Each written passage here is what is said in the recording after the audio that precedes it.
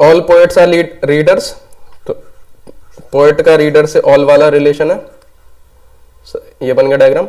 No reader is wise, reader का wise से ये बना दिया। कंक्लूजन देखते हैं, नो पोएट इज वाइज, तो नो पोएट इज वाइज ये सही हो जाएगा क्योंकि सभी रीडर वाइज नहीं है और पोएट जो है रीडर के अंदर ही आ रहे हैं, ठीक है। तो ये वाले भी इसके साथ नहीं वाला, नॉट वाला रिलेशन सही होगा, तो ये सही हो जाएगा। ऑल रीडर्स आर पोएट्स, तो ये उल्टा हो रहा है, पोएट रीडर है सारे के सारे, सारे रीडर पोएट हैं, ये जरूरी नहीं है, इसीलिए ये वाला गलत हो जाएगा। तो हमारा पहला सही है, दूसरा गलत है, तो ओनली कंक्लूजन 1 फॉलोज, ये वाला सही हो जाएगा, ठीक है। अगला क्वेश्चन करते हैं। अगला क्वेश्चन देखिए दे रखा है, देखिए हिंदी में देखने पहले, शर्ट परिधान आलू, शर्ट का जो रिलेशन परिधान से है, आलू का किससे होगा। तो देखिए इसमें ये परिधान जो शब्द है ये काफी डिफिकल्ट शब्द है, काफी मुश्किल शब्द है, तो हिंदी वालों को भी ये ध्यान रखना चाहिए कि हम इंग्लिश को एकदम से नजरअंदाज नहीं करना चाहिए, इग्नोर नहीं करना चाहिए। अब देखिए इंग्लिश में देखते हैं तो कितना इजी हो जाता है, शर्ट का गारमेंट दे रखा है, गारमेंट हम एड वगैरह में देखते रहते हैं, तो गारमेंट क्या है, एक गारमेंट का टाइप है शर्ट, गारमेंट क्या है, कपड़ों को कहते हैं, तो गारमेंट के अंदर आपका शर्ट पैंट ये सब आते हैं, तो शर्ट क्या है, गारमेंट का एक टाइप है। उसी तरह पोटैटो किसका टाइप है, ये वेजिटेबल यानी कि सब्जी का टाइप है, इसीलिए यहाँ पे हमारा आंसर 4 हो जाएगा इसका, ठीक है। अगला क्वेश्चन देखिए, अगले क्वेश्चन में क्या दे रखा है हमको, ये एक क्वेश्चन का आंसर बताना है ना, गुण की आयु क्या है, गुना की आयु क्या है, गुण गुना कुछ भी, गुना समझ लीजिए, इसकी आयु क्या है ये बतानी है। इसमें 2 स्टेटमेंट दे रखे हैं, गुना विनय और, ठीक है, 2 स्टेटमेंट दे रखे हैं, हमें ये चेक करना है खाली ये स्टेटमेंट काफी है इस क्वेश्चन का आंसर निकालने के लिए, खाली ये काफी है इस स्टेटमेंट का आंसर निकालने के लिए, या फिर दोनों को मिलके तब इसका आंसर निकलेगा, ठीक है ना। तो इसको जल्दी से चेक करते हैं। इसकी आयु निकालनी है हमें, जी की वैल्यू, इसकी गुना की आयु निकालनी है। दिया गया है पहला स्टेटमेंट क्या है, गुना विनय और केशव एक ही उम्र के हैं, यानी कि गुना विनय और केशव इन तीनों की एज क्या है, सेम है, आयु समान है इनकी, ये पहला स्टेटमेंट हो गया। तो देखिए खाली इस स्टेटमेंट को मैं देखता हूं तो इससे मेरे को कोई इसकी वैल्यू पता नहीं चल पा रही है, सिर्फ बराबर पता चल रही है, एग्जैक्ट क्या वैल्यू इनकी पता नहीं चल रही है हमको, ठीक है। दूसरा स्टेटमेंट देखते हैं, विनय केशव और अर्जुन की आयु का योग 32 दे रखा है, तो इसको देखता हूं तो मैं, विनय केशव और अर्जुन इन तीनों का जोड़ता हूं मैं, इनका योग क्या दे रखा है, 32 दे रखा है। और आगे क्या देखा है, अर्जुन भी उतने ही बड़े हैं जितने विनय और केशव एक साथ, तो मतलब अर्जुन कितने बड़े हैं, विनय और केशव के एक साथ, विनय और केशव को जोड़ते हैं तो अर्जुन के बराबर आ रहा है। तो इसको मैं एक ही जगह v प्लस के वैल्यू डाल सकते हैं हम, तो ये क्या हो जाएगा v प्लस के, और फिर दोबारा से v प्लस के हो जाएगा, तो वो 2 बार हो जाएगा v प्लस के, ठीक है। तो 2 से ये कट जाएगा तो यहाँ 16 आ जाएगा, तो इससे क्या है, v प्लस के की वैल्यू 16 आ रही है। अगर मैं खाली सेकंड स्टेटमेंट को देखता हूं तो v प्लस के की वैल्यू 16 आ रही है, हमें निकालनी है g की वैल्यू, गुना की आयु निकालनी है, तो इससे भी हमारी आयु नहीं निकल रही है, ना खाली 1 से निकल रही है और ना ही खाली 2 से निकल रही है। अब हम देखेंगे दोनों को मिला के निकल रही है या नहीं, ठीक है। तो पहले में दे रखा है v k और g तीनों बराबर है, हमें g की निकालनी है, हम v की जगह भी g रख सकते हैं और k की जगह भी g रख सकते हैं, तो इन दोनों को यूज करते हैं तो क्या आ रहा है, जी हाँ बिल्कुल आ रही है, g की वैल्यू हमारी आ जा रही है, इससे 8 आ जा रही है। ये मैंने सॉल्व करने के लिए दिखा दिया है, यहाँ से यहाँ तक सॉल्व करने की जरूरत नहीं है, हम अगर यहीं से देख के पता चल रहा है कि आंसर आ जाएगा। एक इक्वेशन में अगर एक समीकरण में एक ही हमारा वेरिएबल चर होता है तो उसका आंसर हमारा आ जाता है, ठीक है। इसका मतलब क्या हुआ, दोनों एक साथ पर्याप्त होंगे, दोनों कथन एक साथ आवश्यक हैं, दोनों की जरूरत एक साथ है। एक बार इंग्लिश में जल्दी से बता देता हूँ, व्हाट इज गुनाज एज, ये हमें निकालना था। हम स्टेटमेंट पहला देखा, गुना Vinay and Keshav are of same age, तो इसका स्टेटमेंट ये बन गया, जी वी के तीनों बराबर। Sum of ages of Vinay Keshav and Arjun is 32, इनके तीनों का सम ये दे रखा है 32। Also Arjun is as old as Vinay and Keshav together, तो विनय और केशव को ऐड किया तो अर्जुन के बराबर आना चाहिए, ये स्टेटमेंट ये आ गया। इसको हमने सॉल्व करा, एक ही जगह v प्लस के रखा तो ये इक्वेशन ये आ गई, v प्लस के इक्वल टू 16 ये आ गई, जिससे हमारा आंसर नहीं निकल रहा है, g की वैल्यू नहीं निकल रही है। तो खाली 1 से भी नहीं निकल रही, 2 से भी निकल रही, तो इसलिए हमने क्या किया, दोनों को यहाँ पे ऐड किया, ऐड मतलब दोनों को यूज किया संग में, स्टेटमेंट 1 और 2, तो उससे क्या हो गया, वी और के की जगह हमने जी, दोनों की जगह जी रख दिया, क्योंकि हमें आंसर जी का निकालना है, और के का निकालना होता तो के रख देते, वी का निकालना तो वी रख देते, जिसका निकालना वो रख देते, ठीक है। उसके बाद आंसर आ गया। इसका मतलब क्या हुआ, दोनों both statements together are needed, अकेले अकेले कोई नहीं। इंपॉर्टेंट क्वेश्चन है, इस तरह के क्वेश्चन आते हैं, ठीक है, छोड़ना नहीं है। अभी देखिए यहाँ पे हमें कोड दे रखे हैं, एंट्री का कोड दे रखा है, स्टडी का कोड दे रखा है, नीडनेस का। तो इसमें क्वेश्चन को ध्यान से पढ़ना चाहिए, इससे हमें समझना चाहिए किस तरह के कोड दे रखे हैं। तो यहाँ पे जो नीडनेस का कोड है, इसमें जो वर्ड यूज हो रहे हैं सारे के सारे NESSEAT, ये सारे के सारे या तो एंट्री में या स्टडी में आ रखे हैं, ठीक है। तो इनका कोड डायरेक्ट हमें इसमें से देखना है। अच्छा ठीक है, एक बार जल्दी करने के लिए हम ऑप्शन की तरफ एक बार देखते हैं। तो देखो दिख रहा है शुरू के 2 और आखिरी के 2, ये सारे ऑप्शन में सेम दे रखे हैं। तो इन दोनों को हम कोड निकाल के टाइम वेस्ट नहीं करेंगे। तो बचते कौन से, बीच के 4 बचते हैं, यानी कि ATNE। सिर्फ इसका मैं कोड निकाल लूंगा तो मेरा आंसर आ जाएगा। तो ए कहां से निकलेगा, ये पीछे से तीसरा, तो ये हो जाएगा, ए की वैल्यू क्या आ जाएगी, 3 आ जाएगी। उसी तरह टी की वैल्यू क्या आ जाएगी, ST, और 7 4 दे रखा है तो इसका 4 हो जाएगा। आगे बचा NE, तो ये EN का उल्टा हो जाएगा, यहाँ 9 8 है तो आंसर हो जाएगा 8 9, ठीक है। हमारा आंसर क्या है, 3 4 8 9, 3 4 8 9, देखिए इसी में दे रखा है 3 4 8 9, तो ये हमारा आंसर सही हो जाएगा। इजी क्वेश्चन है, लेकिन इजी क्वेश्चन को भी क्या करना है, हमको जल्दी से जल्दी खत्म करना है, ठीक है। अगला क्वेश्चन देखिए, कथन दे रखा है, सभी आवाज एक प्राकृतिक उपहार है, लेकिन संगीत के क्षेत्र में सुधार और उत्कृष्टता के लिए अभ्यास करते रहना चाहिए। तो सभी आवाज क्या होती है, प्राकृतिक होती है, हर एक में नेचुरल टैलेंट होता है। गुड वॉइस क्या होती है, एक नेचुरल गिफ्ट है, but one has to keep practising to improve and excel in field of music. तो प्रैक्टिस करते रहोगे तभी एक्सेल करोगे, एक्सेल यानी कि बेस्ट, अपना बेस्ट पोजीशन पे पहुंचोगे। उत्कृष्ट मतलब बहुत ही अच्छा कार्य, बेस्ट लेवल पे, टॉप लेवल पे, ठीक है। अभी देखते हैं निष्कर्ष क्या दे रखे हैं। प्रकृति उपहारों को पोषण और देखभाल की आवश्यकता पड़ती है, सही बात है। अगर आपको नेचुरल टैलेंट बनाना है तो उसका पोषण और उसकी देखभाल करनी पड़ेगी। उसको अगर वेस्ट कर दोगे आप तो वो आपके लिए सही नहीं होगा। तो इसलिए ये क्या हो जाएगा, ये निष्कर्ष हम सही निकाल सकते हैं इससे, ठीक है, ठीक है।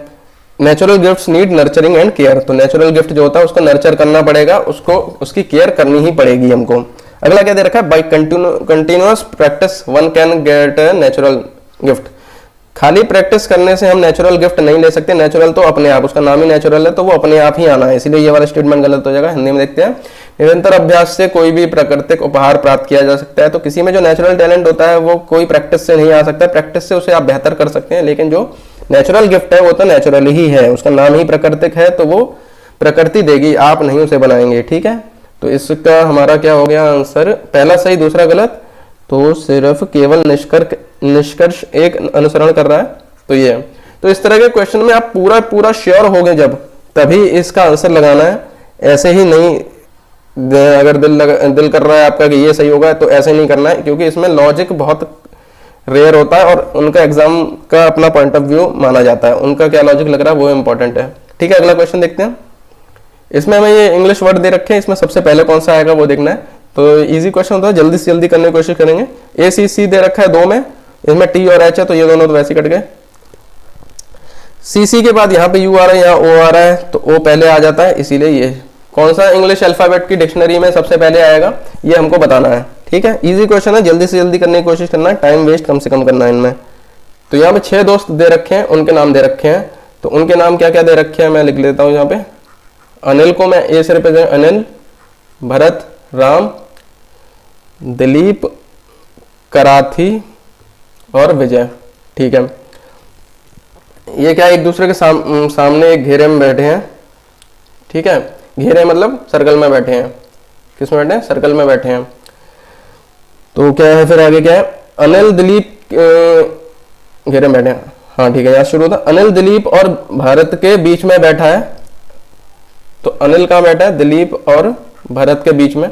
अब इसका मतलब ये नहीं है दिलीप लेफ्ट में और भरत राइट में है, ये ऐसे भी हो सकता है और ये भी हो सकता है। तो ये दिमाग में याद रखना है कि बीच का दे रखा है, लेफ्ट राइट नहीं दे रखा है, इसीलिए ये दोनों कंडीशन है। अच्छा, जब तक हमें पोजीशन नहीं पता होगी तब तक हम सर्कल नहीं बनाएंगे, उसमें अभी से नहीं वैल्यू डाल देंगे, ये यहाँ बैठा है यहाँ, ठीक है।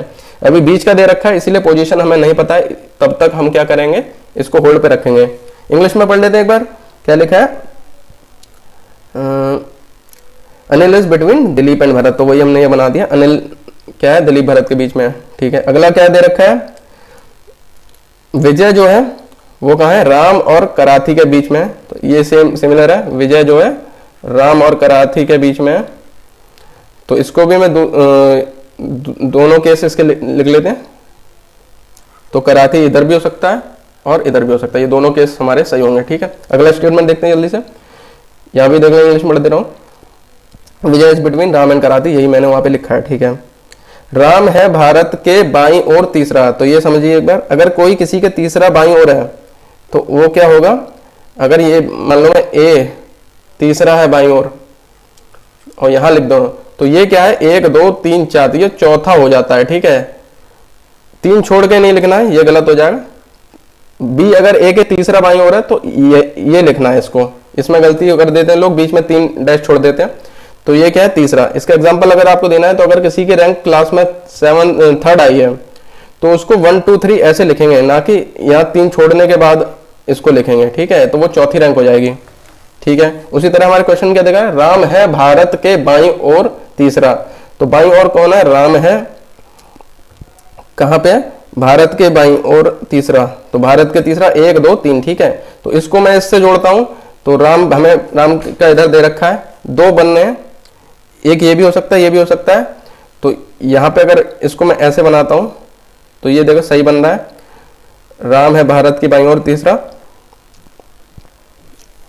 ठीक है, उसके बाद क्या है, बी यहाँ पे आ गया है तो ये वाला काम कर जाएगा, यहाँ पे बीच में डी और ए लिख देंगे।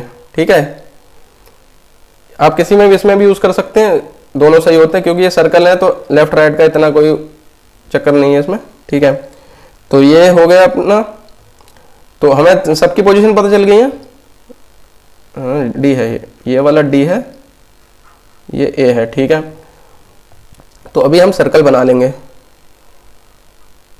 या इंग्लिश में पढ़ दें तो Ram is 3rd to the left of Bharat, तो मतलब क्या है, भरत के लेफ्ट में 3rd है राम। ठीक है, यहाँ बीच में 3 डैश नहीं लगाने हैं। ठीक है, तो अभी हम इनकी पोजीशन इसमें बना लेते हैं, किसी भी एक नंबर से शुरू कर दो, के से शुरू कर दो, यहाँ से शुरू कर दो, यहाँ से शुरू कर दो, उससे फर्क नहीं पड़ता है। के से शुरू करा हमने, K V R D A B. ठीक है, तो इंग्लिश अभी क्वेश्चन करते हैं। क्वेश्चन अब देखिए, अगर सर्कल एक बार बन गया हमारा, सही से पजल पूरा हो गया, तो ये बहुत इजीली हो जाएंगे। ये समझा रहा हूं मैं तो टाइम लग रहा है, बेसिक्स समझना धीरे है, करना तेज है, अगर समझेंगे नहीं समझेंगे जल्दी जल्दी तो तेज करने में गलती हो जाएगी। ठीक है, तो अभी क्वेश्चन देखते हैं, who sits between Bharat and Vijay, Bharat और विजय के बीच में कौन बैठा है, तो देखिए भरत ये रहा, विजय ये रहा, इनके बीच में कौन बैठा है, ये के वाला बैठा है, के मतलब कराथी। ठीक है, अभी अगला क्वेश्चन देखते हैं, तो अगला क्वेश्चन में क्या पूछा गया है, who is between Vijay and Dilip, Vijay और दिलीप के बीच में कौन है, तो एक बार देखते हैं, सर्कल में देखते हैं, विजय ये रहा, दिलीप ये रहा, तो इसके बीच में कौन बैठा है, आर फॉर राम बैठा है, तो ये हमारा करेक्ट आंसर क्या हो जाएगा, इसका राम हो जाएगा, चौथा। ठीक है, एक बार सर्कल बन जाता है तो काफी इजी हो जाता है, दिक्कत नहीं होगी। ठीक है, अगला क्वेश्चन क्या लिखा है, ठीक है, what is the position of Anil in relation to Vijay, Anil की पोजीशन विजय के संबंध में, अनिल की क्या स्थिति, अनिल विजय के बीच में क्या रिलेशन बनना है ये देखना है, अनिल और विजय। तो देखते हैं, सर्कल देखते हैं, तो देखिए ये रहा अनिल और ये रहा विजय, तो अनिल विजय क्या है, 1 2 3 तीसरे पे है ये। अब ये इधर से लेफ्ट भी हो सकता है, राइट भी हो सकता है, दोनों तरफ से तीसरा ही बन रहा है। तो ये ऑप्शन देखते हैं हम क्या क्या दे रखे हैं, तो ऑप्शन में ये हाँ, बाएं से दूसरा, बाएं से तीसरा, बाएं से दूसरा, दाएं से दूसरा, बाएं से दूसरा, ये अलग अलग दे रखे हैं। सबसे पहले बाईं ओर, तो बाईं ओर से पहला दे रखा है इसमें, तो तीसरा सिर्फ एक ही ऑप्शन में दे रखा है, दाएं से तीसरा। बाएं से भी होता तो वो भी हमारा आंसर सही होता, लेकिन वो दोनों ऑप्शन में नहीं देंगे क्योंकि आंसर तो एक ही हो सकता है, इसीलिए ये हो गया हमारा दाएं से तीसरा, ये आंसर हो जाएगा। देखिए सर्कल एक बार बन जाता है तो 3 क्वेश्चन, अब इसमें टाइम लगता है सर्कल बनाने में, पजल में, इसीलिए ये होता है। जिसको आता है वो इसमें आगे निकल जाएगा रेस में, और जो नहीं, जिसको नहीं आता उसके 3 के नंबर जाएंगे ही जाएंगे, ठीक है ना।